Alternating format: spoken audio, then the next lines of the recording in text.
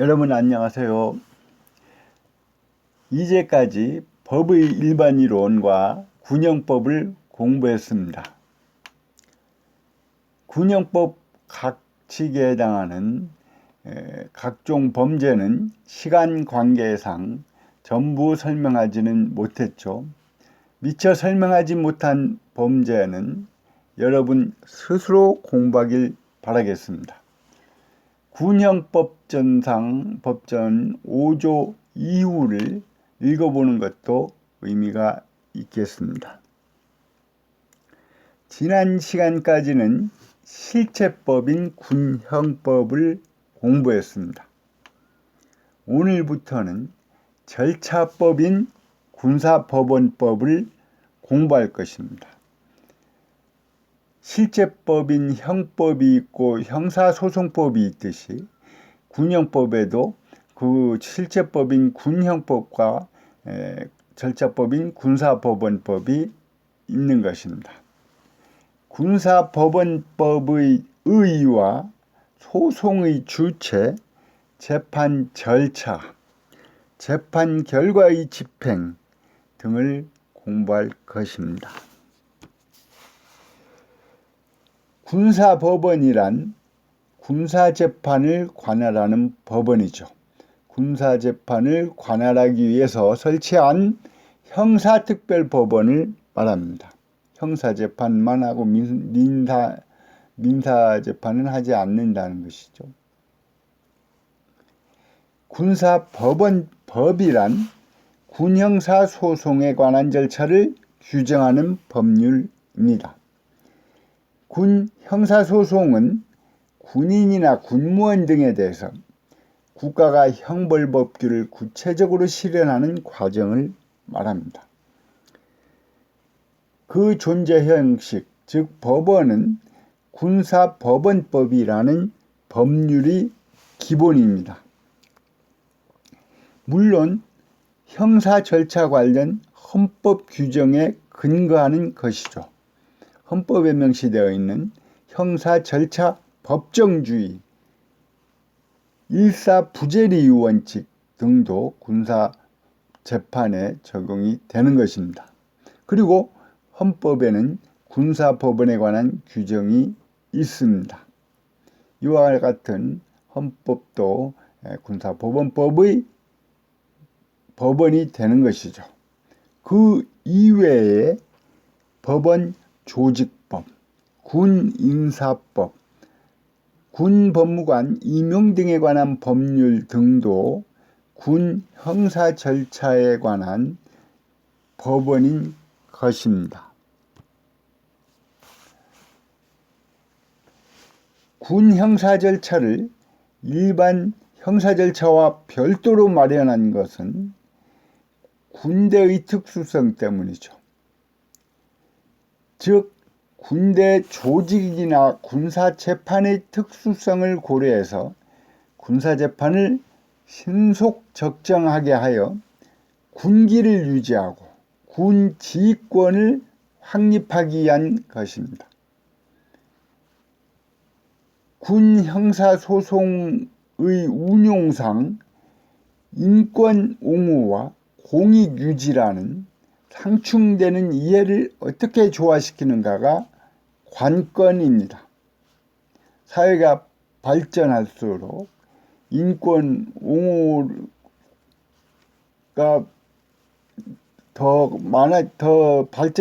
사회가 발전할수록 인권 옹호가 더 강화되는 그런 추세인 것이죠. 과거에는 까라면 깐다는 식으로 인권보호가 소홀한 면이 있었죠.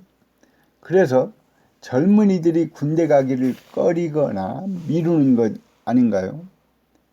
사회가 발전할수록 인권보호에 비중이 커지고 있는 것입니다. 군사법원법의 연역을 간단히 살펴보겠습니다. 1962년에 군법회의법이 제정되었습니다. 그 이전에는, 그러니까 62년 이전에는 미국의 군사법 제도를 개수해서 사용해 왔습니다. 이때에는 군사범죄에 관해서 실체적 규정과 절체적 규정을 함께 규정하고 있었습니다. 1962년 군형법과 군법회의법을 제정 공포하였습니다. 이때 비로소 일반 형법과 같이 실체법과 절차법을 분리하여 규정하게 된 것입니다. 그러다가 1987년에 형사소송법이 인권보장적 제도를 대폭 도입한 것과 보조를 같이 해서 군법회의법을 전면 개정하여 현행 군사법원법이 탄생하였습니다. 그러니까 87년까지는 군사재판을 군법회의라고 불렸던 것입니다. 그 후 사회 및 군의 발전에 따라 군사법원법은 여러 차례 개정하여 현재까지 발전해 오고 있는 것입니다. 이러한 군사법원법이 형사소송법과 어떻게 다른가? 즉 군사법원법의 특성을 공부할 필요가 있습니다. 중요한 특성 3가지를 설명하고자 합니다. 관할관제도와 심판관제도 그리고 비상계엄하의 단심제가 일반 형사 재판 절차와 다른 특성입니다. 첫 번째, 관할관 제도입니다. 관할관이란 군사법원이 설치된 부대의 장을 말합니다. 군대 존립 목적을 확보하기 위해서, 즉 전쟁에서 이기기 위해서 지휘관의 명령이 철저히 이행되도록 지휘관에게 징계권과 함께 형벌권 행사를 할 수 있게 한 것입니다. 관할관은 재판관을 지정하고 심판관을 임명하며 소속 군검사를 지휘 감독하며 판결 내용을 변경할 수 있는 등 막강한 권한을 갖고 있습니다. 즉 형량을 줄여줄 수도 있는 것이죠. 한편 군사법원도 일반 형사 절차와 마찬가지로 범죄의 유무 판단과 이에 대한 양형을 하는 것이므로 형사사법적인 정의를 중시해야 합니다. 형사사법적인 정의란 실체적인 진실주의, 신속한 재판, 적정 절차 보장 등을 말하죠. 지휘권 보장을 위해 강력한 권한을 가진다 하더라도 형사사법적인 정의 실현이라는 목적과 상호 조화를 이루어야 할 것입니다. 아무튼 관할관 제도는 형사소송법에서는 찾아볼 수 없는 군 특유의 제도입니다.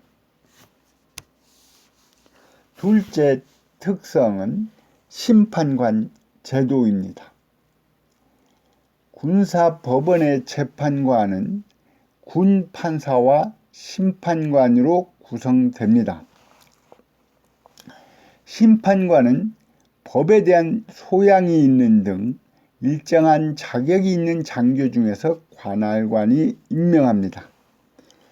변호사나 군법무관 등 법률 전문가가 아니어도 된다는 것이죠.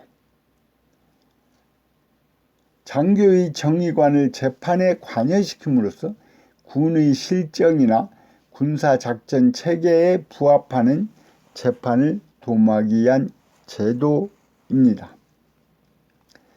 보통 군사법원에서 관할관이 지정하는 사건에 한해서 심판관을 임명토록 2016년도에 개정을 하였습니다. 따라서 심판관 제도는 즉 사실상 폐지된 거나 마찬가지입니다. 세 번째 특성은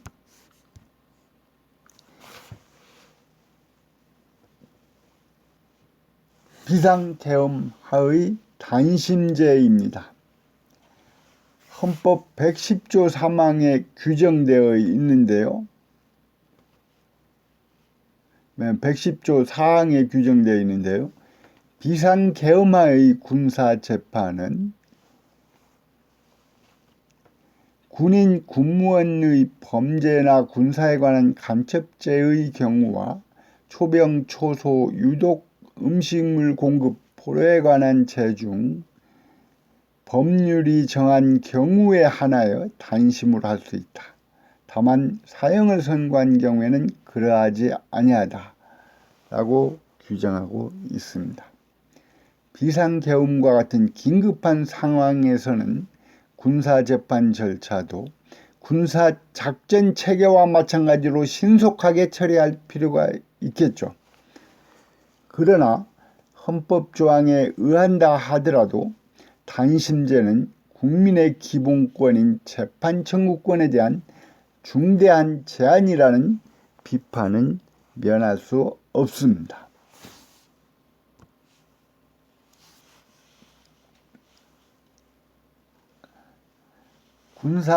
군사법원법의 적용 범위는 군사법원의 재판권이 있는 모든 형사사건에 적용합니다.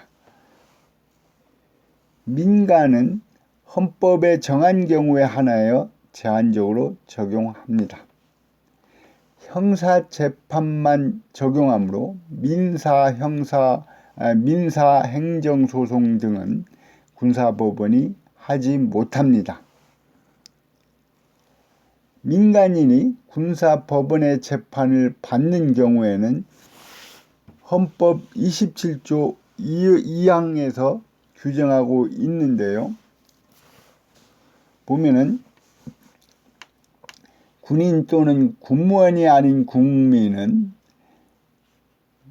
대한민국의 영역 안에서는 중대한 군사상 기밀, 초병, 초소, 유독음식물 공급, 포로, 군용물에 관한 최종 법률이 정한 군용물에 관한 죄 중 법률이 정한 경우와 비상계엄이 선포된 경우를 제외하고는 군사법원의 재판을 받지 아니한다 라고 규정하고 있습니다.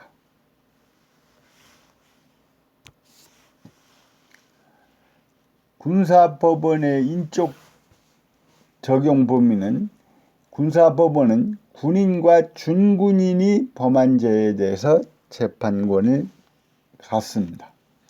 그들이 신분 취득 전에 범한 죄에 대해서도 재판권을 갖습니다. 일정한 경우의 민간인과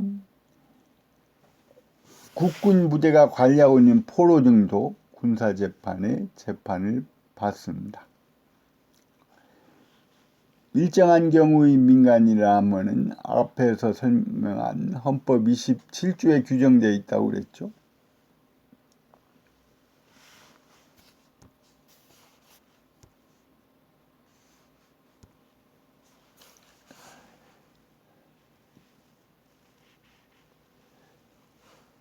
재판권이 경합이 있는 경우, 즉 일반 국민이 특정 군사범죄와 일반 범죄를 동시에 범하고 기소된 경우에 어느 법원에서 재판해야 할까요? 이에 대하여는 견해의 대립이 있습니다. 군사법원이 일반 사건도 병합 심리할 수 있다는 견해와 일반 범죄는 일반 법원이, 군사범죄는 군사법원이 각각 재판해야 한다는 견해가 대립하고 있습니다. 우리 대법원도 과거에는 전자와 같은 그 군사법원에서 다 병합 심리할 수 있다는 입장을 취하다가 2016년에 대법원 전원 합의체 결정으로 후자와 같이 입장을 바꿨습니다. 즉 과거에는 군사법원에 재판권이 있는 자의 다른 공소사건도 군사법원이 재판권을 가진다는 대법원 판결도 있었지만은 2016년에 대법원 전원 합의체 결정을 통해서 일반 국민이 특정 군사범죄와 일반 범죄를 동시에 범하고 하나의 사건으로 기소된 경우 각각 재판권을 행사해야 한다고 기존 입장을 변경한 것입니다. 그래서 결론은 한 사람이 2개 이상의 범죄를 저질러 동시에 재판을 받게 되면은 군사범죄는 군사법원에서, 일반 범죄는 일반 법원에서 재판해야 한다는 것입니다. 군사법원의 시간적 적용 범위는 다른 법률과 마찬가지로 시행시부터 폐지시까지 군사법원법도 시행시부터 폐지시까지 효력이 있는 것이죠. 군사법원법의 장소적 적용 범위는 대한민국의 영토 내에서 발생한 사건으로 군사법원의 재판이 있는 경우에 적용합니다. 군사법원법의 장소적 적용 범위는 대한민국의 영토 내에서 발생한 사건으로서 군사법원의 재판권이 있는 경우에 적용되는 것입니다. 국군 파병 시에는 주둔국이 관할권이 있는 것이 원칙입니다. 그러나 협정으로 조정이 가능합니다. 주한미군의 경우가 그 예이죠. 원래 형벌의 적용에 있어서 국제적으로 속지주의 원칙이 확립되어 있습니다. 즉 파병 시에는 주둔국이 관할권이 있는 것이 원칙인데 우리 땅에서 발생한 미군 범죄는 당연히 우리의 형법을 적용해야 하는 것이 맞죠. 하지만 우리나라와 파견국인 미국은 재판 관할권 수사 및 공판 절차에 대해서 별도의 협정을 맺어 관리하고 있습니다. 그 협정이 바로 소파죠. 한미 주둔군 지휘 협정입니다. 형사 관할권은 그 22조에서 규정하고 있는데 이 조항이 지나치게 한국의 재판 관할권을 제한하고 있다고 하는 것이 문제인 것입니다.